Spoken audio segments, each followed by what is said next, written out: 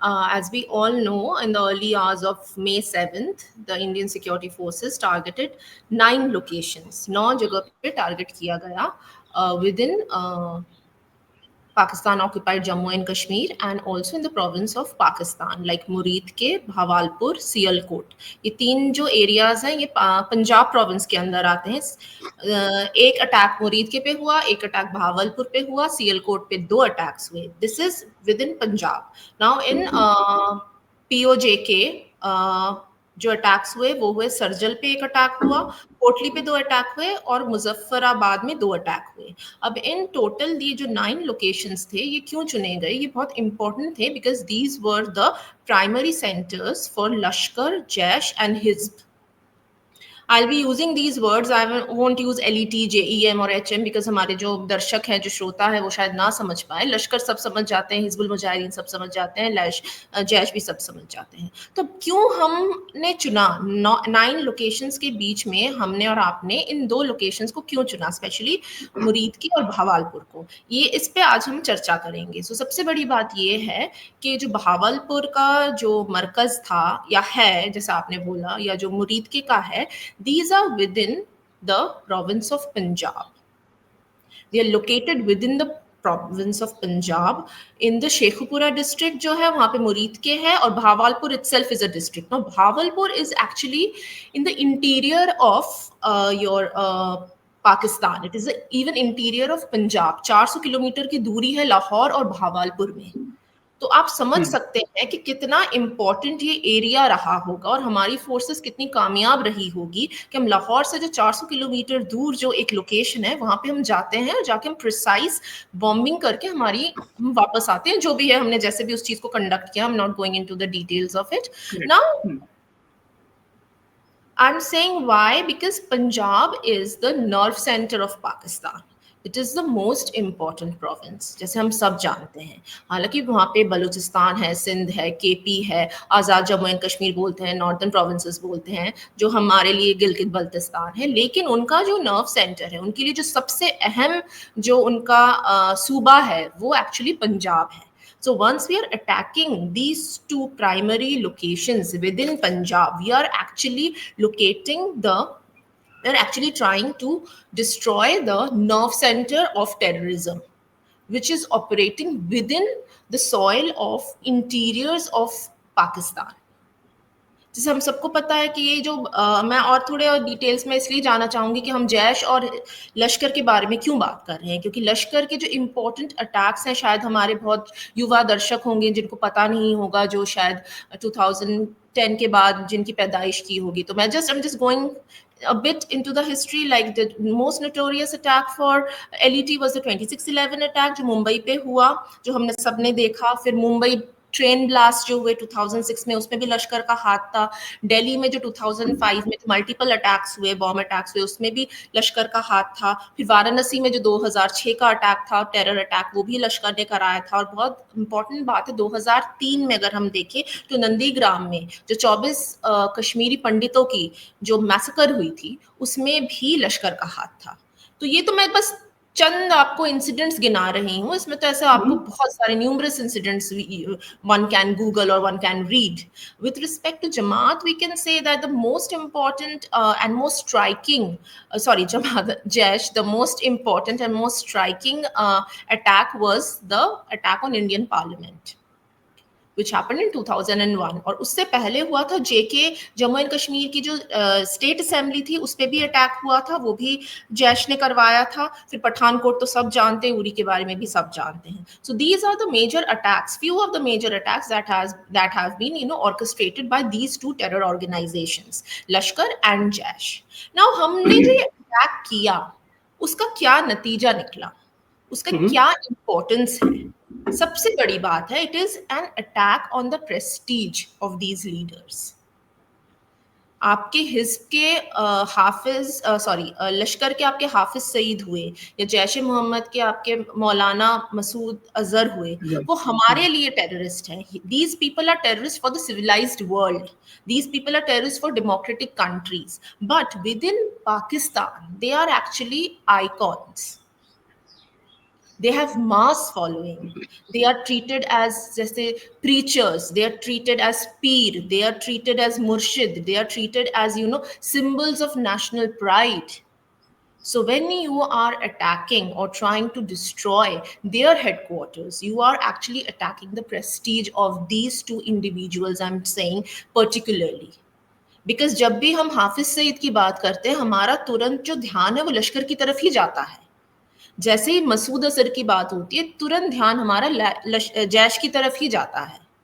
So these people are actually synonyms. Jaish का synonym is Masood Azhar. Jamaatuddawa हो गया या आपके जो फ्रंटल ऑर्गेनाइजेशन है इसका लश्कर का, उसका synonym is Hafiz Saeed. So we have attacked the prestige of these terror organizations. Secondly, as I was saying, we have attacked their nerve center. Terror organisation सिर्फ ऐसे नहीं होते कि आप बंदूक ले लें, जाके आप कहीं अटैक करें, या आपने गोली, आपने you have become a suicide bomber and you have gone and blown yourself up. It is a proper institution. वहाँ पे आपकी प्रॉपर आपने ऑफिस अपना दर्ज करा के रखा है, आपके एम्प्लॉयज हैं उन ऑफिस में, आपका एक सुपर स्ट्रक्चर है, आपका एक इंफ्रास्ट्रक्चर है, आप लोगों को सैलरी दे रहे हैं, आपने अपना एक प्रॉपर आपने अपना एक फैक्ट्री बना के रखी है. जैसे बोलते हैं ना, southern Punjab is a factory for mujahideen, southern Punjab is a factory for jihadis. तो वो एक फैक्ट्री आपकी चल रही है, एक इंस्टीट्यूशन आपका चल रहा है. जब उसी इंस्टीट्यूशन पे, उसकी बिल्डिंग पे बम गिरते हैं या अटैक होता है, तो you are actually attacking the nerve centre. कोई रैंडम बंदूक उठा के किसी को मारने नहीं चला जाता है. Those are lone wolf terror attack.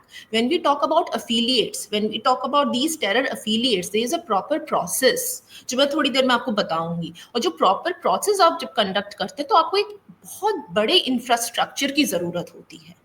तो ये जो हमारी सरकार ने जो कदम उठाया है, ऐसे बहुत लोग बोल रहे हैं रैश कदम उठाया है या ड्रास्टिक कदम उठाया है, ये एक्चुअली एक नी जर्क रिएक्शन है. And obviously, I'm not trying to be, pessimist or something, but maybe कुछ साल लगे, कुछ महीने लगे उनको फिर से खड़ा करने में, लेकिन एक झटका तो उनको पड़ा है, which is sure. तो अब वो वीडियोस में सारी दुनिया को दिखा रहे हैं कि हमारे मस्जिद पे अटैक हो गया, हमारे मदरसे पे अटैक हो गया, हमारे मरकज पे अटैक हो गया, छत फूट के जमीन फाड़ के बाहर निकल के आ गया सारा कुछ. और दूसरा जो मैंने बताया, और तीसरा जो बहुत अहम है, वो है ऑर्गेनाइजेशनल स्ट्रक्चर. जब ये जैश की बात हो, लश्कर की बात हो, या इनकी जो फ्रंटल ऑर्गेनाइजेशन है उनकी बात हो, तो वहाँ पे सिर्फ सबके सब जिहादी नहीं होते हैं, सबके सब आपके सोल्जर्स नहीं होते हैं. वहाँ पे आपके टीचर्स भी हैं, वहाँ पे आपके स्टूडेंट्स भी हैं, वहाँ पे आपके ऑफिस बियरर हैं, पियोन्स हैं, आपके क्लीनिंग स्टाफ है. जैसे कोई भी ऑफिस ऑपरेट करता है, ये ऑफिस भी वैसे ही ऑपरेट करते हैं, ये मरकज भी वैसे ही ऑपरेट करते हैं. तो आपने क्या किया? आपने धज्जियां उड़ा दी. इन स्पिरिट आपने एक्चुअली धज्जियां उड़ा दी इनके स्ट्रक्चर की और इनकी बुनियाद की. तो जो एक इनका जो एस्टैब्लिशमेंट है, वो बुनियादी तौर पे हिल चुका है, which is a fact whether people like it और नॉट. ये एक बहुत बड़ी बात है क्यों हम ये दो इंस्टीट्यूशंस की बात कर रहे हैं, और ये 9 भी जो जगह चुने गए थे हमारी सरकार ने जैसे चुना, ये एक्चुअली एक बहुत बड़ा बुनियादी झटका है इन टेरर ऑर्गेनाइजेशंस के ऊपर.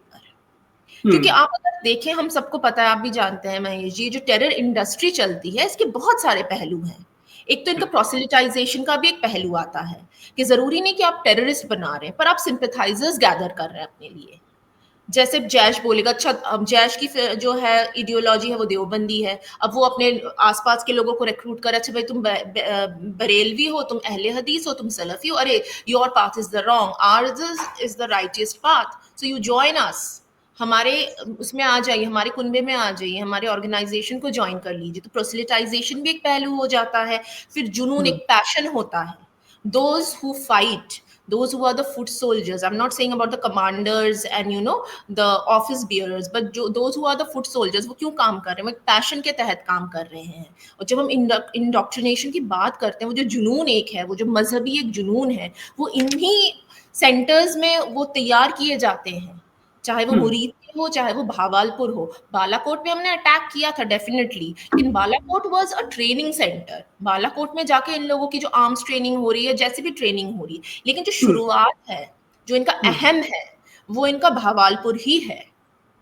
जो तीसरी बात है वो जिहाद। अब जो जिहाद का कॉन्सेप्ट है, ये भी तो एक बच्चा होगा 7, 8, 10, 11, 12 साल का होगा बच्चा, he is from a very poor family, he doesn't have much of resources, his parents are not working well, और देयर इज किल्लत है उस फैमिली में, उस खानदान में किल्लत है, तो आप 3, 4 बच्चे को पिक कर लेंगे, तो आपको बच्चा जो है अगर एक बार तकरीर सुन लेगा, मौलाना अजहर की, मसूद अजहर की तकरीर सुन लेगा, उसको लगेगा कि भाई मैं तो भगवान, मैं तो मतलब अल्लाह की बात सुन रहा हूँ, मैं अल्लाह के रास्ते पे चल जाऊंगा तो मेरा तो भैया, मेरे तो आखिरियत भी मेरी सुधर जाएगी। तो ये कॉन्सेप्ट जो है, ये नर्व सेंटर्स जो है, ये भावलपुर हुआ आपके, ये मुरीद के हुआ, वहां पे यही सब काम दिखाई देते हैं, ये सब काम किया जाता है वहां पे। So जब आप उस चीज को अटैक कर रहे हैं, one I'm why I'm repeating the same thing over and over again, because I'm trying our readers to understand कि आपने कितनी हद तक चोट पहुंचाई है। आपने सिर्फ ऑपरेशनल लेवल पे चोट नहीं पहुंचाई है, आपने कोई बंकर नहीं तहस नहस किया है, आपने कोई वहां के 10, 5 15, 20 टेररिस्ट नहीं मारे हैं, आप जो उनका कोर है उस पर अटैक किया है। और सबसे बड़ी बात है, these places are a stable source of employment and income for the boys who come from the nearby districts. आप एक इनकम जनरेट कर रहे हैं लड़कों के लिए, आप उनको चलो ठीक है, तुम यहाँ पे टाइपिस्ट की नौकरी कर लो, तुम यहाँ पे कंप्यूटर का कुछ काम कर लो, तुम हमारे दफ्तर आ जाओ, भावलपुर में तुम आ जाओ, चलो ठीक है, तुम्हें कोई कंप्यूटर का काम मिल जाएगा, या तुम अकाउंटेंट का काम कर लो। अकाउंटेंट की क्या जरूरत नहीं पड़ती है, जरूरी तो नहीं ना हर बंदा बंदूक उठा ले, अकाउंटेंट की भी जरूरत पड़ती है, एक आपके एडमिनिस्ट्रेटर की भी जरूरत पड़ती है, आपके डॉक्टर्स की भी जरूरत पड़ती है, आपके टीचर्स की भी जरूरत पड़ती है। तो ये जो प्लेस है, भावलपुर हुआ, ये मुरीद के हुआ, इन्होंने through decades they have given a stable source of employment and income for a certain section of people within the Pakistani society. अब हमारी इंडियन गवर्नमेंट बार बार ये कह रही है कि हमारी जो फाइट है, which is it is not against the Pakistani state, it is not against the Pakistani people, but it is against terrorism.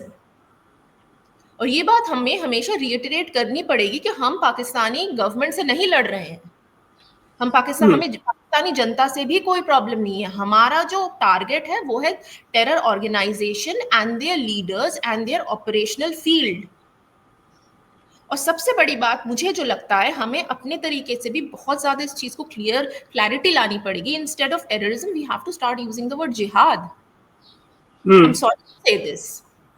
Terrorist बहुत तरीके के होते हैं, आपको याद होगा महेश जी, को क्लुक्स क्लैन नाम का एक टेरर ऑर्गेनाइजेशन हुआ करता था, they were like hardcore Christian supremacist kind of terror organisation भी है, लेकिन आप सबको जनरलाइज नहीं कर सकते हैं। जहाँ पे आसिफ मुनीर 24 घंटे जिहाद की बात करता है, अपने जो यंग ऑफिसर्स है, अपने जो यंग रिक्रूट्स है, अपने जो सोल्जर हैं, उनको जिहाद के नाम पे भड़काता रहता है। जहाँ पे हमने देखा DGISPR, अभी जो इनकी प्रेस ब्रीफिंग चल रही थी, वहां पे क्या बात चल रही थी, वहां पे जिहाद की ही बात चल रही थी। तो वो तो अपने लक्ष्य में बिल्कुल सीधे हैं ना।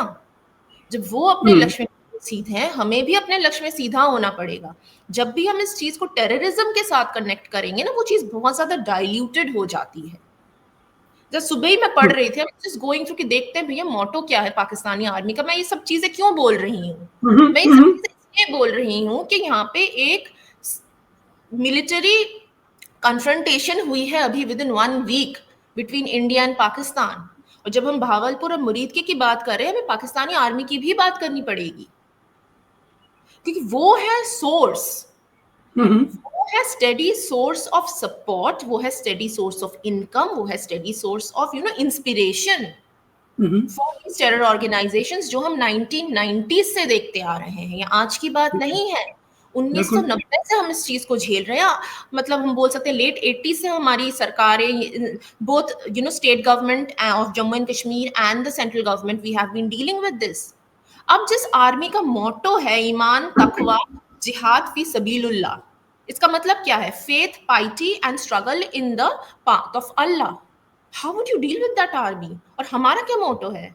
हमारा है सेवा परम धर्म। तो आप देखिए ना, तो 2 आर्मीज हैं, पड़ोसी मुल्क की 2 आर्मीज हैं, और 2 आर्मीज के मोटो में ही उसका एसेंस झलकता है, उसके मोटो में ही उसकी स्पिरिट झलकती है। हमारी स्पिरिट है सेवा की, सेवा परम धर्म, और इनकी जो स्पिरिट है वो है फेथ की, पाइटी की, and struggle in the field, in the path of Allah, in the name of Allah. So once you are dealing with such kind of a radical force, you have to change your nomenclature. Yeah. You have to change your stance. ये terrorism हम पिछले 40 साल से चिल्लाते आ रहे हैं. Terrorism तो आप नॉर्थ ईस्ट में भी हो रहा है, नक्सल मूवमेंट्स भी हो रहे हैं, तो उनके साथ इसको आप तो इक्वेट नहीं कर सकते हैं ना. यहाँ पे तो प्रॉब्लम ही बिल्कुल अलग है. राइट. और मुझे लगता है कुछ हद तक उस प्रॉब्लम को एड्रेस करने के लिए ही ये जो 9 जगह है उनको चुना गया और इन 9 जगह पे अटैक्स हुए.